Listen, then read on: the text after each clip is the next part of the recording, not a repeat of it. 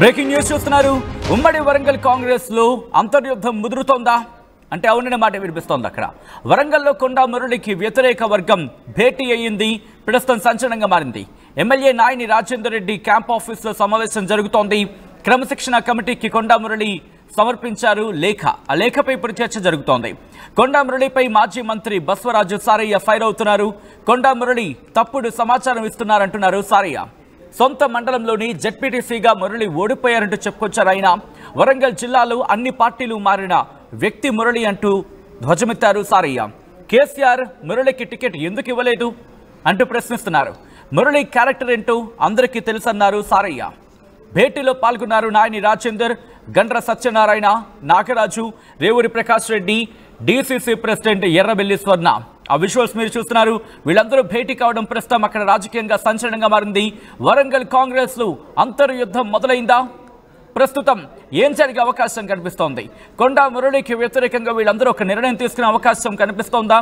అటువంటి చర్చ అక్కడ జోరందుకుంటోందా? విజువల్స్ లో మీరు చూస్తున్నారు. కీలక నేతలందరూ కూడా అక్కడికి వెళ్ళడం, అక్కడ ఆ భేటీకి హాజరు కావడం ఇప్పుడు సంచలనంగా మారింది. అప్డేట్స్ అందించేందుకు మా ప్రతినిధి వెంకటరత్నం లైవ్ లో సిద్ధంగా ఉన్నారు. ఒకసారి వెంకటరత్నం దగ్గరికి వెళ్లే ప్రయత్నం చేస్తున్నాను. వెంకటరత్నం, ప్రస్తుతం అక్కడ ఎటువంటి పరిస్థితి ఉంది? ఎటువంటి భేటీ జరుగుతోంది? ఎన్ని గంటల నుంచి భేటీ జరుగుతోంది? సచిన్, నిన్న కొండా మురళి హైదరాబాద్ కు వచ్చి మాట్లాడిన తర్వాత తను హైదరాబాద్ అంటే రాష్ట్ర రాజధాని కేంద్రంగా కూడా మళ్ళీ ఒకసారి మాట్లాడినటువంటి కూడా వివాదాస్పదంగా మారి ఒక హెచ్చరికలాగానే ఇక్కడ వరంగల్ జిల్లా కాంగ్రెస్ నేతలు కూడా భావిస్తున్నారు.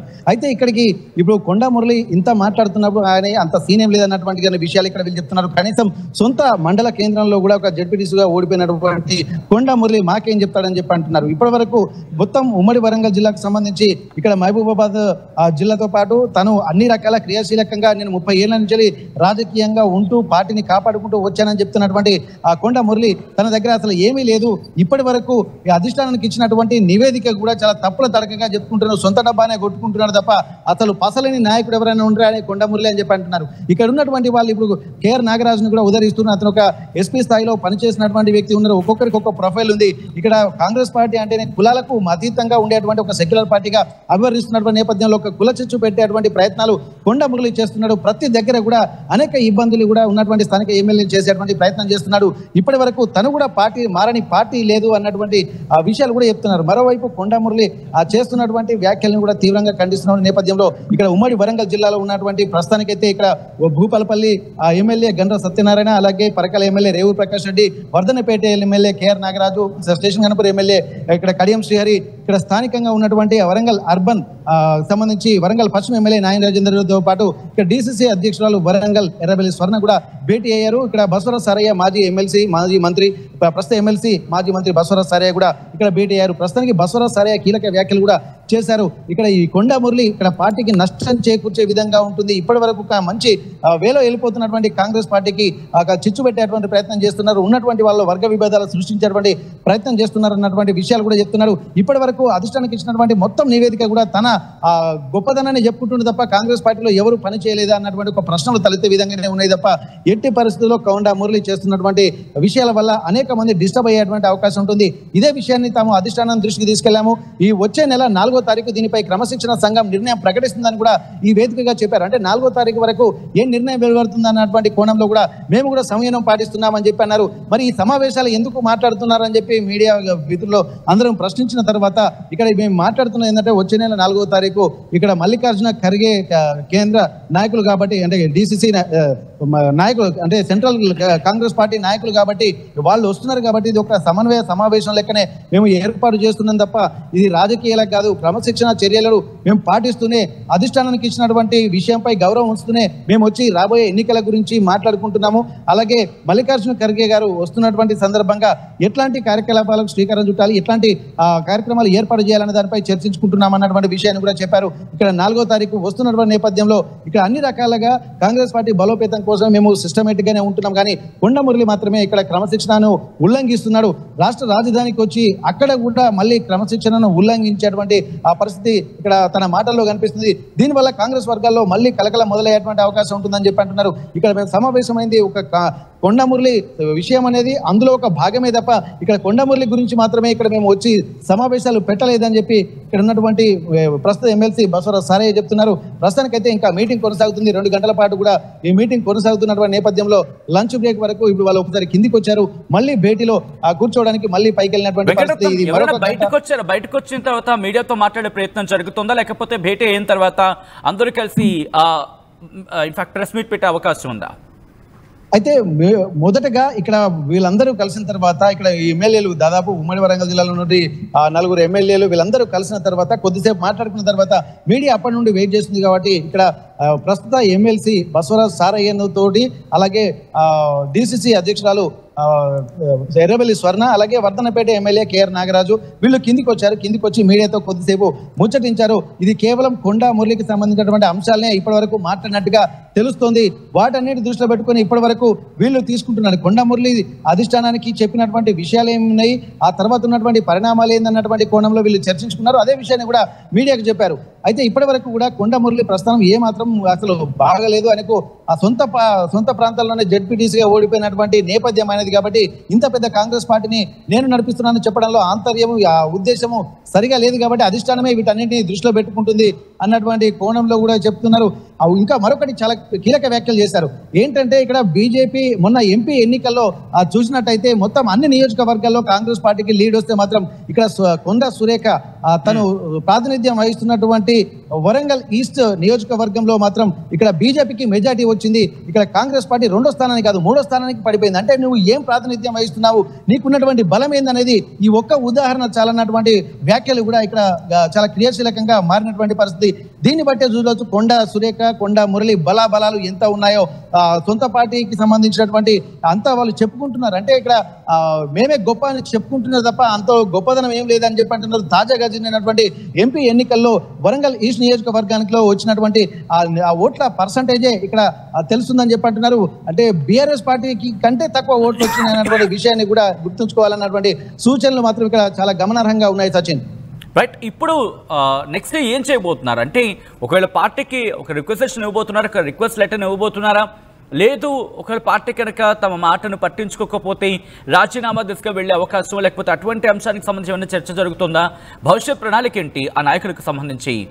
వెంకటరత్నం అయితే వీళ్ళ ఇక్కడ ఉమ్మడి వరంగల్ జిల్లాలో ఉన్నటువంటి ఒకసారి మీ లైన్లో ఉన్న ఈ అంశానికి సంబంధించి నాయని రాజేందర్ రెడ్డి రియాక్ట్ అయ్యారు. ఒకసారి ఆయన ఏమంటారో చూద్దాం.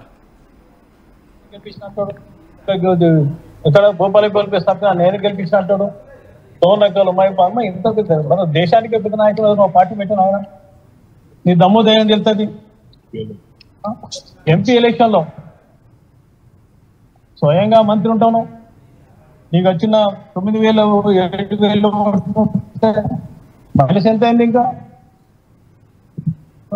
ఉమ్మడి వరంగల్ జిల్లాలో అత్యధిక మైనస్ బీజేపీ లీడ్ వచ్చింది. ఒక్క సీట్ అదే సీట్ నువ్వు థర్డ్ సెకండ్ టీఆర్ ఇంత ఘోరంగా ఓడిపోయి దూరంగా చేసి నువ్వు మళ్ళీ కాంగ్రెస్ పార్టీ అంటాం. కాంగ్రెస్ పార్టీ చేసి వెలిగింది అతను. ఏ పార్టీ ఉంటే ఆ పార్టీ 4 మాట తిట్టడం తప్ప ఇంకేం లేదు. కాంగ్రెస్ పోయి సోనియా రైట్, అది వాళ్ళు అక్కడ మాట్లాడుతున్న పరిస్థితి. ఒకసారి అప్డేట్స్ అందించేందుకు మా ప్రతినిధి వెంకటరత్నం లైవ్ లో కంటిన్యూ అవుతున్నారు. ఒకసారి వెంకటరత్నం దగ్గరికి వెళ్ళే ప్రయత్నం చేస్తాను. వెంకటరత్నం, ఎగ్జాక్ట్ గా మీకు నేను ఇందాక అడిగాను, ఇప్పుడు ఏం చేయబోతున్నారు, భవిష్యత్ ప్రణాళిక ఏంటి, పార్టీలో కొనసాగే అవకాశం ఉందా, పార్టీకి రిక్వెస్టేషన్ లాంటిది ఇవ్వబోతున్నారా, ఒకవేళ పార్టీ పట్టించుకోకపోతే వీళ్ళ భవిష్యత్ ప్రణాళిక ఎలా ఉండబోతున్నట్టు నాయకులు చెప్తున్న పరిస్థితి ఉంది అక్కడ. వెంకటరత్నం, ఇక్కడ ఉన్నటువంటి గత కొద్ది ప్రాంతాల నుంచి గమనించినటువంటి పరిస్థితులను చూసినట్టయితే ఇక్కడ ప్రస్తుతానికైతే ఇక్కడ నాయని రాజేందర్ రెడ్డితో పాటు మిగిలినటువంటి ఎమ్మెల్యేలందరూ కూడా ఇక్కడ వాళ్ళంతా ఒక సిస్టమేటిక్ గానే క్రమశిక్షణ ఉన్నారు. పార్టీకి అంటుపెట్టుకునే ఉంటాం తప్ప మేము వేరే కాదన్నటువంటి ఒక కోణంలో కూడా ఆలోచించినటువంటి పరిస్థితి ప్రస్తుతానికైతే మనం చూస్తున్నాము లైవ్ లో. ఇక్కడ కేఆర్ నాగరాజు వర్ధనపేట ఎమ్మెల్యే గారు కూడా వస్తున్నారు. అలాగే పరికాల ఎమ్మెల్యే రేవు ప్రకాష్ రెడ్డి గారు వస్తున్నారు. సార్ ఇప్పటిదాకా మీరు చెప్పారు కదా, దాదాపు ఇప్పుడు ఎట్లాంటి నిర్ణయం తీసుకోబోతున్నారు సార్? హైకమాండ్ 5వ తారీఖు వెయిటింగ్ చేయాలి. మేమంతా హైకమాండ్ వాళ్ళు నిర్ణయించారు. సమస్య కమిటీ తీర్మానం ఏం నిర్ణయిస్తారు దానిపైన నెక్స్ట్ యాక్షన్. 4వ తారీఖు వస్తున్నట్టు కదా, మరి మల్లికార్జున ఖర్గే గారు వచ్చేటువంటి ఏర్పాట్లైనా లేకపోతే ఇంకో ఏర్పాటు ఇక్కడ ప్రస్తుతానికి డిసిసి అధ్యక్షురాలు అంతే అంతే అంతే అయితే ఒక్కొక్కరు కూడా మీడియాతో మాట్లాడడానికి అయితే నిరాకరిస్తున్నారు. ప్రస్తుతానికైతే ఇక్కడ ఎమ్మెల్యే నాయని రాజేందర్ రెడ్డి గారు ఉన్నారు, ఒక్కసారి వారితో మాట్లాడదాం సార్. మాట్లాడితే 2 ముక్కలు ఉంటుంది మరి. ఇప్పటి వరకు కొన్ని గంటలుగా సమావేశం జరుగుతుంది, ఏం చర్చించారు సార్? జిల్లా అభివృద్ధి మీద, అది హాస్పిటల్ మన ఎంజిఎంది కానివ్వండి, హాస్పిటల్ది కానివ్వండి, అండర్ గ్రౌండ్ డ్రైనేజ్ది కానివ్వండి, ఎయిర్పోర్ట్ది కానీ వాటి మీద పురోగతి కోసం వాటి పురోగతి గురించి మేము అన్ని కూడా చర్చించడం జరిగింది. మరోసారి ముఖ్యమంత్రి గారి దగ్గరికి వెళ్ళి దీని మీద సమీక్ష మరోసారి ఎంతవరకు వచ్చినాయి డిపిఆర్ అన్నిటి మీద ఒకసారి మళ్ళీ ఇది చేసుకోవాలని ఆలోచనతో జిల్లా అభివృద్ధి మీద మాత్రమే చర్చ జరిగింది. Okay okay. ఇక్కడ వేరే పార్టీ క్రమశిక్షణ సంబంధించి ఇంకేమన్నా వచ్చాయా సార్? దాని అధిష్టానం ఉన్నది, క్రమశిక్షణ సంఘం ఉన్నది, వాళ్ళు చూసుకుంటారు అన్నారు. దాంట్లో మనం బయట మీడియా ముందు మాట్లాడుతుందని చెప్పినాక కూడా దాని గురించి మాట్లాడు, చిన్న చిన్న అభిప్రాయ భేదాలు సమస్యలు ఉంటాయి, వాటిని పరిష్కారం చేసుకుంటాం, అది పెద్ద సమస్య కాదు. అయితే ప్రస్తుతానికి అయితే ఇక మన స్టేషన్ గణపురి ఎమ్మెల్యే కడియం శ్రీహర్ గారు కూడా మాట్లాడుతున్నారు, ఒకసారి మనం మాట్లాడేటువంటి ప్రయత్నం చేద్దాం. మెగా టెక్స్టైల్ పార్క్ లో పెండింగ్ ఇష్యూస్, ఈ 5 ఇష్యూస్ మీద ముఖ్యమంత్రి గారిని కలవాలి. 12 మంది ఎమ్మెల్యేలు, 2 ఎంపీలు, అంటే 2 మంత్రులు, 2 ఎంపీలు, ఆల్ ఎమ్మెల్యేస్, ఇతర రిప్రజెంటేటివ్స్ అందరూ కూడా కలిసి ముఖ్యమంత్రి గారికి నివేదించి జిల్లా అభివృద్ధి పైన మనం ఫోకస్ చేయాలి. ఈ చిన్న చిన్న అనవసరమైన అభిప్రాయ భేదాలతోనే మన జిల్లా అభివృద్ధి కూడా కుంటుపడుతున్నది, మనం ఆ దిశగా ప్రయత్నం చేయాలని కూడా అనుకుంటున్నాం. మనం గమనించాల్సినటువంటి అవసరం ఏంటంటే ఇక్కడ చెప్తున్నారు క్రమశిక్షణకు సంబంధించినటువంటి అంశాల మీద మేము ఇక్కడ చర్చకు వచ్చినటువంటి నేపథ్యంలో కూడా ప్రస్తుతానికైతే ఇక్కడ ఇదివరకైతే కాంగ్రెస్ పార్టీ అంటే ఇచ్చినటువంటి హామీలను పరంగానే ఇక్కడ మేము సమావేశాలు ఏర్పాటు చేస్తామని చెప్పి ఇక్కడ చెప్తున్నారు. ప్రస్తుతానికి మరికా సేపట్లో ఇప్పుడు మళ్ళీ నెక్స్ట్ మంత్ 4వ తారీఖు కూడా మల్లికార్జున ఖర్గే గారు వస్తున్నారు, వాళ్ళు దానికి సంబంధించి ఎట్లా ప్రిపేర్ అవుతున్నారు సార్? మేము ప్రతి డివిజన్ ప్రెసిడెంట్, గ్రామ అధ్యక్షులు, జిల్లా కమిటీలు, మండల కమిటీలు అందరం కూడా కలిసి బయలుదేరాలనేది ఒకటి చర్చించుకోవడం జరిగింది. 4వ తారీఖు నాడు ఉన్నది కాబట్టి దాని గురించి కూడా ఏర్పాట్లు అన్ని బస్సులు ఏ విధంగా ఏది ఎట్లా అనేది కూడా చర్చ జరిగింది. దాంతో పాటు జిల్లా అభివృద్ధి మీద సమీక్ష మనం ముఖ్యమంత్రి దగ్గరికి పోయి మరోసారి చాలా రోజులు అయింది కదా, కొన్ని రోజులు అది చేయాలని. ఓకే, అయితే ఇక్కడ చెప్పొచ్చు ప్రస్తుతానికి అయితే ఇక్కడ మేము మాట్లాడినటువంటి విషయాలన్నీ కూడా అభివృద్ధికి సంబంధించి మాట్లాడామని చెప్పి అంటున్నారు. ఈ అభివృద్ధికి సంబంధించి ఇదివరకు కాంగ్రెస్ పార్టీ ఇచ్చినటువంటి హామీల్ని దృష్టిలో పెట్టుకొని మాత్రమే ఇక్కడ సమావేశాలు జరిగాయి. ఏప్రిల్ 4వ తారీఖున కూడా రాష్ట్రానికి మల్లికార్జున ఖర్గే గారు వస్తున్నటువంటి నేపథ్యంలో కూడా వారికి ఎట్లా జన సమీకరణ ఎట్లా జరగాలి, ఎలా వెళ్ళాలన్నటువంటి వాటి మీద కూడా ఉన్నాము అని చెప్తున్నారు. ప్రస్తుతానికి అయితే ఇక్కడ ఇప్పుడు మీరు చెప్పినట్టుగా సచిన్, ఇక్కడ ఓవరాల్ గా మనం గమనించాల్సింది ఏంటంటే ఇక్కడ కాంగ్రెస్ పార్టీని ఇక్కడ ఉన్నటువంటి ఎమ్మెల్యేలు మాత్రం ఓన్ చేసుకున్నటువంటి పరిస్థితి కనిపిస్తుంది. కొండా మురళిని ఒంటరిగా తను అంటే పార్టీని ధిక్కరిస్తున్నటువంటి విధంగా మాట్లాడుతున్నారు. ఎందుకంటే సొంత పార్టీలో ఉన్నటువంటి వాళ్లకు గౌరవం లేనటువంటి వ్యక్తి కూడా పార్టీని కూడా గౌరవించే విధంగా లేనట్టే అన్నటువంటి కోణంలో కూడా ఆలోచిస్తున్నారు. వీటన్నిటిని దృష్టిలో పెట్టుకుని మేము పార్టీని అంటిపెట్టుకునే ఉంటాము, పార్టీ అధిష్టానం ఏ నిర్ణయం తీసుకుంటే మేమందరం కూడా అదే నిర్ణయం తీసుకుంటాము, పార్టీ ఆలోచనల్ని తూచ తప్పకుండా పాటిస్తామన్నటువంటి సూచనలు కూడా ఇక్కడ వరంగల్ పశ్చిమ ఎమ్మెల్యే నాయని రాజేందర్ రెడ్డి గారు, అలాగే స్టేషన్ గణపురి ఎమ్మెల్యే కడియం శ్రీహర్ గారు కూడా చెప్తున్న మాటల్లోనే అంతరార్థంగా కనిపిస్తుంది. అంటే మేము పార్టీ ఆలోచనలు దృష్టిలో పెట్టుకుని కార్యకలాపాలకు సంబంధించి కూడా అధిష్టానం ఎట్లాంటి సూచనలు చేస్తే అట్లాంటి విషయాలు మేము మాట్లాడతాం తప్ప ఇక్కడ 4వ తారీఖు వరకు ఎట్లాంటి మాటలు మేము మాట్లాడలేమన్నటువంటి ఒక సూచనలు కూడా ఇక్కడ స్థానికంగా ఉన్నటువంటి ఎమ్మెల్యేలు చేస్తున్నారు. సచిన్ రైట్ వెంకటరత్నం, మొత్తంగా అయితే మాత్రం ఉమ్మడి వరంగల్ కాంగ్రెస్ లో అంతర్యుద్ధం ముదురుతోందా? ఈ రోజు జరుగుతున్న పరిణామాలు బట్టి చూస్తూ ఉంటే దాదాపుగా అటువంటి మాట వినిపిస్తోంది. వరంగల్లో కొండా మురళి వ్యతిరేక వర్గం భేటీ అయింది. ఎమ్మెల్యే నాయని రాజేందర్ రెడ్డి క్యాంప్ ఆఫీస్లో ఈ సమావేశం జరిగిన ఆ విజువల్స్ మీరు చూస్తున్నారు. క్రమశిక్షణ కమిటీకి కొండా మురళి సమర్పించిన లేఖపై ఇప్పుడు చర్చ జరుగుతోంది. కొండా మురళిపై మాజీ మంత్రి బస్వరాజు సారయ్య ఫైర్ అవుతున్నారు. కొండా మురళి తప్పుడు సమాచారం ఇస్తున్నారన్నారు. ఆయన సొంత మండలంలోని జెడ్పీటీసీగా మురళి ఓడిపోయారంటూ చెప్పుకొచ్చారు. వరంగల్ జిల్లాలో అన్ని పార్టీలు మారిన వ్యక్తి మురళి అంటూ ధ్వజమెత్తారు. ఇక కేసీఆర్ మురళికి టికెట్ ఎందుకు ఇవ్వలేదు అంటూ కూడా ప్రశ్నలు సంధించారు. ఆయన మురళి క్యారెక్టర్ ఏంటో అందరికీ తెలుసు. భేటీలో పాల్గొన్న నాయని రాజేందర్, అలాగే గండ్ర సత్యనారాయణ, నాగరాజు, రేవూరి ప్రకాష్ రెడ్డి, డీసీసీ ప్రెసిడెంట్ ఎర్రబెల్లి స్వర్ణ వీళ్ళందరూ కూడా భేటీ అవ్వడం, ఈ నేపథ్యంలోనే ఆయన వ్యాఖ్యలు చేయడం, దాంతోపాటు ఇప్పుడేం జరగబోతున్న అంశానికి సంబంధించి మరింత ఆసక్తికరంగా మారింది. విజువల్స్ మీరు చూస్తున్నారు. అటు కాంగ్రెస్కి సంబంధించిన కీలక నేతలందరూ కూడా ఈ భేటీలో పాల్గొనడం జరిగింది. నెక్స్ట్ ఏం చేయబోతున్నారనేది ఆసక్తికరంగా మారింది.